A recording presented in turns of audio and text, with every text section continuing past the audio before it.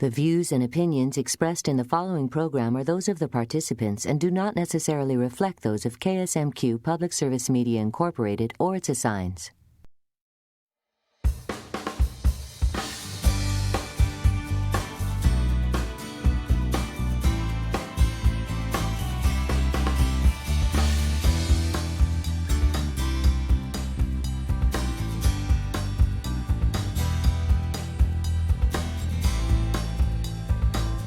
Welcome to the New American Effect. I'm your host, Stephanie Passingham. Today we will explore how new immigrants and minority entrepreneurs are affecting our economy and communities. I'm pleased to welcome Tim Penny, President and CEO of the Southern Minnesota Initiative Foundation. Welcome to the program. Hey. Good to be with you. All right. The Southern Minnesota Initiative Foundation has such a strong presence in our region, and you do so many things, but you have kind of keyed in a little bit on this workforce issue. Tell us a little bit about how you're approaching that. Well, more broadly, we're an economic development foundation working in a 20-county region in south central, southeastern Minnesota. We do have some business lending authority, but we also have some grant making and some community dialogue projects that we work on, and for the most part, those are in the workforce area. We do a lot in early childhood, but we also try to make investments in elders in the workplace, career exploration for our high school population, and immigrants in the workplace. These are key economic development issues for our future. If you look at the future workforce, we have an aging population in rural Minnesota. We have a lot of high school students that go away to college, don't come back, and so you have to look at who are the future workers for our region. Increasingly, it's going to be elders who stay in the workforce longer. It's going to be putting more of these high school kids on a work track, on a track that takes them to a technical college or into the local workplace so they can be part of our future economy. And it's new immigrants, because the fastest growing segment of our southern Minnesota, actually most of rural Minnesota, our working population, are the new immigrants to our area. All right. And you have this community growth initiative that is resulting in some upcoming events called Speak Out. Yeah. Tell us a little bit about those. Well, the community growth initiative, in addition to our grant making, is another way that we try to help communities address an important economic development issue. We typically come into a community and work with stakeholders on either early childhood, entrepreneurialism, elders in the workplace, career exploration for high school students, or immigrants in the workplace. And so right now we're in the midst of a community growth initiative in 3 communities: Austin, Elbert Lee, and Owatonna. And all of that is being done in partnership with Riverland College. And what we hope to achieve with these efforts is to get all the stakeholders within these communities to come together to set some goals. And in this case, what are some goals that we need to achieve in terms of the new workers, the immigrant workers that are in our communities? What are some of the challenges they're facing? How can we take the assets within our community and better align them so that we meet the needs of this population so they can be as productive and as successful as possible? And these speak outs are an opportunity for the public to come and share their thoughts. That's right. At the outset, we have a leadership team that's drawn from a variety of stakeholder groups within the community, and that includes people that represent the new immigrant population. And yet, when we get to the speak out, this is a time for anyone from the community to come together at these gatherings to learn a little bit about the importance of the issue, learn a little bit about some of the challenges that are particular to each town, and then to put their best ideas on the table as to how we might do a better job of addressing these workforce needs. And the foundation is serious about helping people realize or put into action these projects. You're backing it up with some funds. Yeah, we do. I wish we could put a lot more money behind it, but we have a $15,000 grant that we can apply to one or more projects that grow out of this process. So at the Speak Out, we'll get the ideas on the table. We'll try to prioritize those projects that give us the most bang for the buck, and we can help with that $15,000 grant initiate some of those projects and activities. All right. Your leadership teams have been working for about a year now.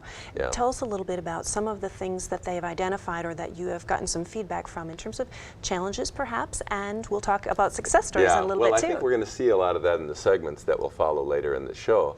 But what we know is that each immigrant is unique. They each have their own story. We also know that in each of these communities you have a different mix of new immigrants. In some of these communities you have indigenous populations that have been here somewhat longer, but they are minority populations, and we can learn a lot from that experience as we apply assistance to the new immigrants that are coming to our community. We also know that language can be an issue, and that in most communities there are programs, but very often inadequate programs. We also know that there are some key employers in this region that have figured out how to work very well and embrace and welcome and move up the ladder these new workers. All right, and you have a great example of a couple that you have worked with that are minority business owners, and let's take a look at their story. Hello, my name is Jackie. This is my husband, John. We are the owners of Expression Salon in Albert Lea, Minnesota. We offer a full-service salon, from haircuts to pedicures to facials to massage to tanning to airbrush makeup. We like offering a little bit of everything. We've been in business in this location for 4 years. This is our first building that we actually owned. I've been in hairstyling for 30 years, and I was at the point in my career where I was looking for something different. I was looking for other stylists who wanted to work as a team, so I just made some phone calls and got the ball rolling. What contributed mostly to our success is being a team and working together and giving the stylists an opportunity to grow. I would say it would be my creativity and his hard work. I think that one of the obstacles was trying to meet the needs of every stylist. It wasn't just about us all the time, it was about what was best for all of us. Then you have to figure out the financial part of it. We had done everything on our own before. This time around, we did go to the Initiative Foundation. We did ask for help. We worked with Marcia Haley. She was fabulous. We did have to jump through a lot of hoops, but we did it, and it helped us learn more about our business because there were questions that were thrown at us that we didn't even know. And it forced me to really sit down and find the right answer to give us more direction on which way we wanted to go. So it educated us along the way too. My advice to others would be looking for grants and different ways to get the money to open your business. There's a lot of programs out there, and we were lucky to find this one here. I also feel that it is very rare to see a minority woman in business. And I just want to say that don't ever give up your dreams. Don't ever stop trying. And I am a true believer that failure is having never tried. And if you have to try in order to succeed. And even if you don't meet your goals that you expected, you tried. And you always learned something from that. To me, that's what success is. I think it was nice to know about the Initiative Foundation. Marcia could answer any questions we asked. She was there anytime, email, she'd come visit us, and like Jack said, a lot of paperwork we had to fill out, but in the end it's all worth it, and the Initiative Foundation really pulled through for us.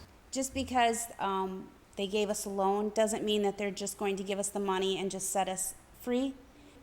They follow through with us every step of the way.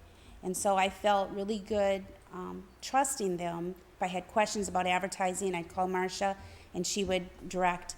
If I needed help with bookkeeping, she hooked me up and set up classes for me to take classes for bookkeeping. So it just didn't end at the loan. She has continuously followed through and guided us through our journey. And I would love to see more minority women in business, and not to be afraid to step out there. And you start small, and then gradually it just grows. And last but not least is to have a strong faith. We've enjoyed it. It's been a great journey. We're not done yet, though. We're not done yet. One of the things I really loved about that story is the Initiative Foundation doesn't just loan the money and then say, go get them. Yeah. You have a great deal of support afterward. Yeah, well, lending is one of the tools that we make available in this region. We have a partnership with the Small Business Administration to do a small enterprise loan program for this 20-county region. And we really we really get excited when we have an opportunity to provide those loans to minority-owned businesses or new immigrant businesses. Actually, there was a 350% increase in Hispanic-owned businesses in the state of Minnesota over the last decade. So, I mean, this is really a piece of our economy, an important piece. But we also know that these small business loans in and of themselves don't define success. And for that reason, we have the capacity to provide technical assistance to loan clients and to help them with marketing, to help them with book work, to help them with management, to help them with tax policy, bookkeeping, whatever it might be. So those are often services that do end up defining success for these businesses, and we're able to provide that. Great, that's terrific. Now, you have another example of a business that you've worked with in the Owatonna area that perhaps has helped you identify some other needs in the community, not only for new entrepreneurs, but for folks that are new immigrants as well. Let's take a look. My name is Abdi Hussein Abdi. I'm lived in Owatonna in the 1 year and a half. My business I started in February 17, 2009. The store name is Gargar Halal Market. The reason is they came to here, the more opportunity for the job, and the second one is more than the people before when I live in Pelican Rapids, the more people in Owatonna. Most of the people they came to here, the immigrant like Sudanese and Somali. I have some money. Before I'm thinking is maybe the average is 65,000. I'm thinking to start the business. My religion is I don't allow it to take the borrow for the interest like the bank. So only just I'm contacted is another group in Somali and own the business in Minneapolis. So I'm asking some borrows, like example the company is Durdur Halal Market. In the Durdur grocery store in Minneapolis, I'm asking. And some guys, I'm saying, please, I need to maybe borrow some stuff to bring it back. So that's why I took it some friends to borrow the money, and then I'm thinking is pay that back to the money. Most of the people is, and me too, is the poor the English. So sometimes like some people, the immigrant people, when I came here, and only the asking me, like what kind of flavor, like what kind of make it this stuff. So only need more English to talk to explain them. Now, Abdi's story is one that you kind of ran across as you are in the community and helping folks get started, but I understand it helped you identify some needs you may not have otherwise recognized as an Actually, by working in Owatonna on this issue, he came to our attention. He's not a loan client. He couldn't be a loan client because of those religious restrictions, but I think his piece helps us to understand sort of the unique circumstance that these small business startups face. He highlighted, for example, the language issue, and here again, whether it's the Welcome Center or Riverland College or the local school district, that language issue is hugely important if we're going to help our new immigrants assimilate and become part of our local economy. But it also highlights the importance of technical assistance for these business startups. Sure. There are so many issues you have to face when you begin a business. And here again, that's the kind of assistance we probably could provide to a business like Abdi's business, to help with the same kinds of things that I discussed regarding the Abrego family. Sure. And your speak outs may allow people a chance to come up with new ideas on how to address his particular needs. Yeah, either those particular needs or ways that we can get better coordination among the groups that are trying to serve the needs of the new immigrant population in our community. We really hope that a lot of collaboration will grow out of this process, this Speak Out, and the rest of our community growth initiative, because there are so many assets within the community, but sometimes they aren't aligned. They're maybe not working with one another as well as they should, and we hope that that can come out of this process as well. Great, and certainly he's not the only new Somali resident in that area. They've got a growing population there that could find a common ground at a Speak Out. Yeah, they certainly can, and we're hoping that we have good representation from all the stakeholders in the community, but especially those folks that come from the new immigrant sector. All right, sounds good. Now you also, new immigrants are not, homogenous. We think of them as being new, and so we kind of always put them in one particular category. But as you've discovered with a gal named Araceli Cardenas, often new immigrants have a varying degree of skill levels, and you've discovered her, and there are some specific needs to her story. So let's take a listen. My name is Araceli Cardenas. I am 36 years old, and I was raised and born in Mexico. And I came here 3 years ago. My biggest challenge in finding work in the United States was I wasn't able to find any job related to my background. I went to the university in Mexico, and dentistry university. And then when I came here, I was expecting that they wouldn't take my whole credentials, but I wasn't expecting that it would be so difficult to do something related to that field.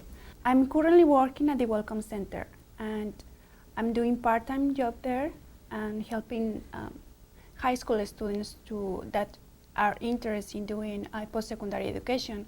And while I was working there, I also had the opportunity to get an additional job at the high school in Alberley, and I enrolled to the college, and I'm doing my generals now. And from there, I can jump to do some other classes that is going to give me that credentials to be a dentist here. And it's not that easy as it seems for immigrants.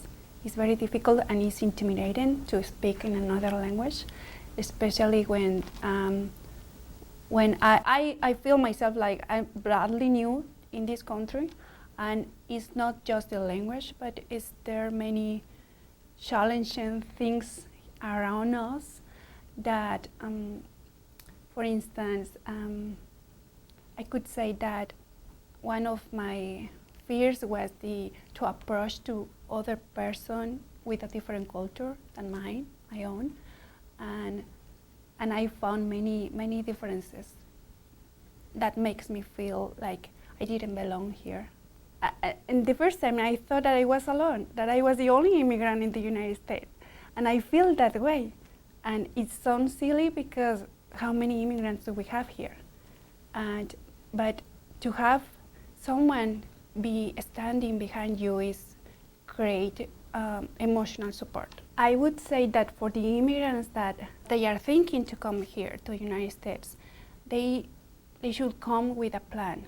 They should balance the life that they have there, and what is it that they are looking coming here, and to see the advantage and the disadvantage, to learn before they come here. They come here to learn about the country, about the culture, about all these problems that they will facing once they're here. If you think that you can help someone, do it without expecting anything back, and that is going to change the life of someone. Maybe it will be something little, but it will make a difference.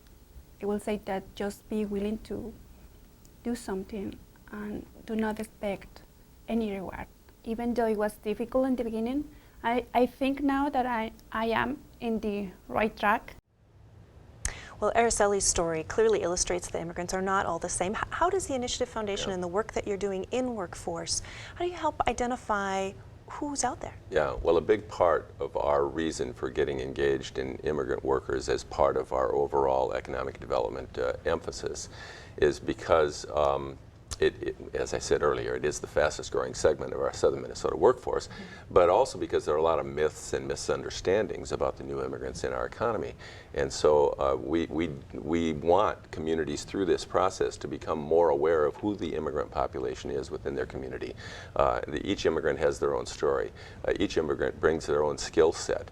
And as we discovered with Araceli's story, here she came with a college degree in the dentistry area, couldn't transfer translate or transfer that into the American economy, and there's an unfairness factor there. Sure. But it does speak to the fact that very often when you come into a new economy like this, you do have barriers, you do have hurdles. You may have to start all over again, right. and we need to better understand that there's a story for every new resident of our community. We also need to be aware that, especially in these technical areas, 25% of our doctors in America, 40% of our engineers today are new immigrants to America. So there are certain careers in America that are being filled primarily with new immigrants. So again, there's a story for every immigrant. And excellent additions to the economy as well, and we need to remember that they are not all the same and that each has a unique contribution to make. There's no one-size-fits-all definition of who these new immigrants are, and there's no one-size-fits-all definition of what we need to do to help them, because there are individual needs as well. All right. Well, the Initiative Foundation has been working with employers as well, kind of from their perspective, how do they help incorporate this new workforce into their place of employment? And we've got a story from Viracon. Let's take a look. My name is Jim Windorf. I'm Vice President of Human Resources with Viracon in Owatonna. Viracon's partnered with Riverland Community College and the Southern Minnesota Initiative Foundation on an effort we had to educate some of our immigrant workforce. We identified many people within the Viracon workforce who had basic needs around language, improving their language skills. And we recognize these are really good workers, very talented people who had a desire to move up within our organization. We wanted to help them do that. We had a goal at Viracon to set out to be an employer of choice, as we recognize that we're growing in as an employer. We needed to tap into this labor market that was emerging. And so we set out to educate our current workforce, talk about diversity, talk about inclusion, and I like the word inclusion better than diversity. What does it mean to be included into a group or into a workforce? And all of us can resonate with that. We've been new before. We've maybe been the outsider. So we spent a fair amount of time with our current workforce talking about what does it mean to be welcoming and help people be successful. We want people who are coming in the door with some basic skills. We want somebody who has a good attitude, who has a commitment to safety and quality. Also, we accomplish work through working with the team environment. So we want individuals who are willing to be a part of a team, be a good contributor, be willing to learn new ways and methods of accomplishing work. So we really started to see an immigrant population in the late 90s. And we've experienced everything, the good, bad, and the ugly. It's a journey. I think an employer has to be willing to be flexible, be open-minded, help set the expectations with the rest of the workforce. As you bring an immigrant population in, you're going to have language skills, you're going to have cultural issues. What we've seen is a large Muslim group, so you have on-site prayer issues. I think bringing awareness to the rest of the workforce, what that might mean, is important. But making sure that the rest of the workforce is aware of what the strategy is. The other thing is, I think employers need to think about the reasonable accommodations they need to make. We were very open and honest with our immigrant population when we needed to, sit down and talk through an issue. We did that with them, and I think together everyone had a common goal in making employment here at Viracon successful, and it worked. And we're very happy. It's been a very good experience for us in our Owatonna location, and it's one that we've learned a lot. I think both sides have learned a lot. So it's a win-win-win for everyone. This is another great example of a partnership that you have with Riverland Community College in addressing a specific need for a company. Yeah. Well, first of all, I think it's a very good example of how businesses in our area are responding and working with this new immigrant population. And many businesses in our area are doing an awesome job. In this case, Viracon, by coming to Riverland, and then Riverland in turn coming to the Initiative Foundation, was able to put together a training program on site to help to some degree with language skills, but also to advance skill sets among immigrant workers and to try to get them on a track where they could become supervisors. And so the whole project was designed to advance the economic vitality of their workforce. And so we thought that was quite exciting and unique, and we were happy to provide a grant to make that possible. Great. And they talk a lot about inclusiveness and Yeah. and they, you know, good, bad, and ugly. It's not all sunshine and roses, and there are some challenges that need to be met. Yeah, but what I like about what Jim Wendorf said is that he said, you know, we all know what it's like to be the new worker in the factory or the new worker in a place of employment. You know, there are challenges on both sides whenever you take on a new job. And I like the upbeat attitude about working through that. These are not insurmountable challenges. In many cases, they're rather easy challenges. They had to accommodate in their work site a prayer site for their Muslim workers. But it's not an insurmountable thing to do. And it's just a matter of you know, being sensitive and aware of those unique workforce expectations or workforce accommodations. Yep. And I think they should be credited, and I know a lot of other businesses in our area are working through that as well. Yeah, and you're right. That is a common feeling we all share at one time or another. We'll all have been through that new guy experience. Yeah. So, and the Speak Outs are a great opportunity. Let's talk again about the 3 communities that they'll be held in, and this is open for anyone to Yes, it is. Again, we're inviting anyone. Obviously, we're working in partnership with Riverland, and so with them, we are sort of hosting these events. There will be 3, one on September 23rd in Austin, one on September 30th in Albert Lea, one on October 7th in Owatonna. But you all come is sort of our attitude. We obviously will have good representation from the stakeholder groups that have been part of this planning process to this date. We'll provide a lot of information, things like today the immigrant population in Minnesota is around 5–6%.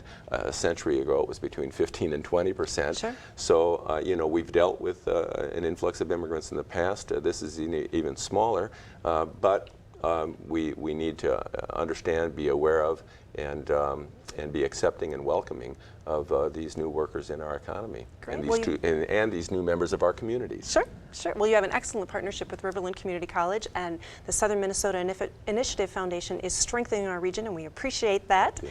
Your participation in the Speak Out forums will help each community identify important needs when addressing the inclusion of new immigrants and the success of us all. For more information, contact Peggy Young at 1-800-247-5039. Thank you, Tim, so much for being here. For the New American Effect, I'm your host, Stephanie Passingham. Good night.